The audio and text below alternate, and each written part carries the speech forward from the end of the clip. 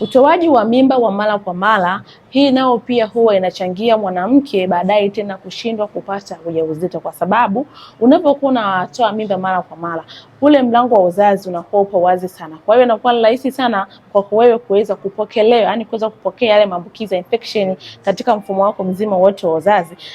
na kupelekea mwanamke ugumu sana baadaye yeye kuweza kupata mimba, kutokana kwamba yale maambukizi yanavyokuwa yanaingia katika ule mfumo wa uzazi ambao unakuwa upo wazi baada ya kutoa ujauzito, huwa anapelekea ugumu sana mwanamke kuweza kupata ujauzito baadaye. Lakini pia huwa anapelekea mwanamke mirija yake ya uzazi inaziba, sababu yale maambukizi huwa ni maambukizi ambayo yanapelekea kwenda kuziba kwa mirija yake ya uzazi, ambao unapelekea majeraha pamoja na ule uchafu ambao unakuwa baada ya kutoa ujauzito. Ule uchafu ambao unakuwa katika mfumo wako mzima wote wa uzazi unaenda kuungana. Unapoenda kuungana, yale maambukizi yanapelekea kwenda kuziba katika mirija yako ya uzazi na kupelekea mwanamke ugumu sana wa kuweza kupata ujauzito. Sasa basi, mwanamke ambaye unapitia changamoto ya mirija yako kuziba, unapitia changamoto